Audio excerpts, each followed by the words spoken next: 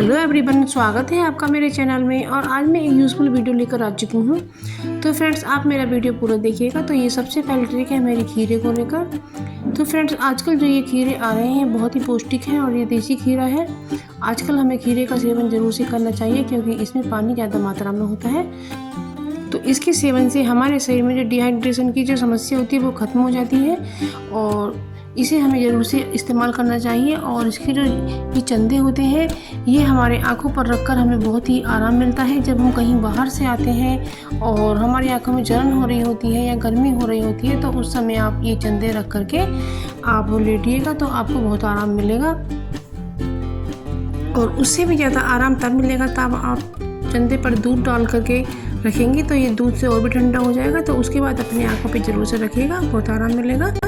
अब दूसरी ट्रिक आती है हमारी मलाई को लेकर। जब हम रात को फ्रिज में दूध रख देते हैं, जब सुबह उठाते हैं तो उसमें चारों तरफ मोटी मोटी मलाई जम जाती है और साथ में चारों तरफ भगोने के किनारे पर भी जम जाती है। तो आपको इस तरीके से हमें चाकू से छुटा लेना है। इसको हमें इस तरह से ही नहीं रख देना है, नहीं तो हमारी मलाई जलकर ख़राब हो जाती है। तो गैस पर उबालने से पहले हमें ये मलाई को चाकू से इस तरह से निकाल लेना है।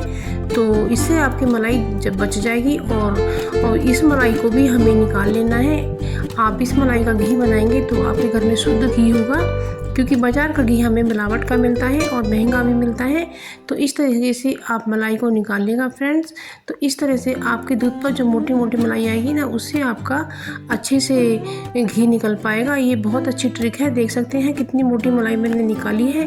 तो आप इसी तरीके से अपने घर में मलाई निकाल करके इससे घी बनाइएगा तो आपको घी भी शुद्ध मिलेगा। तो यदि आप भी पैरों के और हाथों के कालेपन से परेशान हैं तो ये वीडियो पूरा वॉच कीजिएगा।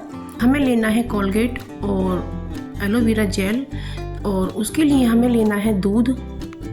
तो सबसे पहले हम दूध ले लेते हैं और दूध हमें कच्चा ही लेना है या आपके पास कच्चा ना हो तो उबला भी ले सकते हैं। तो इसमें हमने ऐड किया है एलोवेरा जेल। तो एलोवेरा जेल जो होता है वो हमें ये चम्मच या उंगली से अच्छी तरह फेंट लेना है।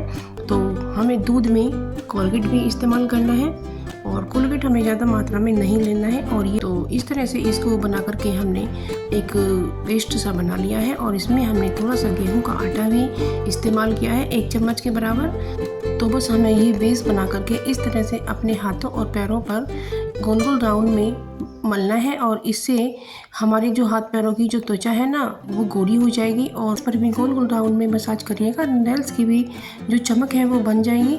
कि इसे 5-6 मिनट या 10 मिनट को मसाज करिएगा। देख सकते हैं हाथ में मेरा कितना ग्लो आ गया है। और अब हमें तो ये जो चलनियाँ होती हैं हमारी चाय छानने की या दूध छानने की, ये इनमें धीरे धीरे गंदगी जमा हो जाती है ना है। इसके लिए बेकिंग सोडा और बेकिंग सोडा जो होता है वो गंदगी को उखाड़ फेंकने के लिए बहुत एक अच्छी चीज़ होती है और वो हमारी किचन में ही अवेलेबल हो जाती है। इन्हें हमने गीला कर लिया है और इस पर अब हम जो ख़राब टूथब्रश होते हैं ना उसकी मदद से हम सोडे को चलनी पर लगा लेते हैं। लगाकर थोड़ी देर के लिए हमें रख देना है। आप मेरे चैनल पर नए हैं तो मेरे चैनल को सब्सक्राइब कीजिएगा। और हमने इस पर बेकिंग सोडा को लगा दिया है और इसे कुछ देर के लिए हम रख देते हैं। अब हम ले लेते हैं गर्म पानी और इसमें डालेंगे थोड़ा विनेगर और विनेगर डालने के बाद इसमें हमें चल्लियों को डिप कर देना है। तो फ्रेंड्स, इस गर्म पानी में थोड़ी देर हमें छोड़ देना है और फिर इन्हें घुमा कर खंगाल कर हमें निकाल लेना है। फिर आप देखेंगे कि आपकी जो चलनी है ना बिल्कुल सफ़ेद हो जाएगी। और इसमें जो एक घरेलू खास रेमेडी लेकर आए हैं तो हमने ले लिया है एक डिस्पोजल डिब्बा और इसमें हम डाल लेते हैं 1 चम्मच गेहूँ का आटा।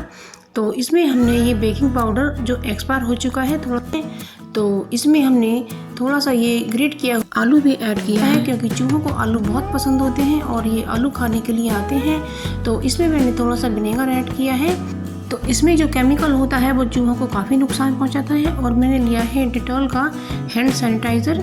यदि इससे भी चूहों को अंदर एलर्जी होती है और ईचिंग होती है और वो भाग जाते हैं। और मैंने थोड़ी सी हल्दी और तीखी वाली लाल मिर्ची ली है। जब चूहे इसे खा लेते हैं तो उनके पेट में जलन होती है और वो बाहर की तरफ भागते हैं। और चूँकि हम छोटी छोटी गोलियां बना लेते हैं, ये गोलियां बना ली हैं और इन गोलियों को मैं ऐसी जगह डालूंगी जहाँ पर चूहे आते हैं।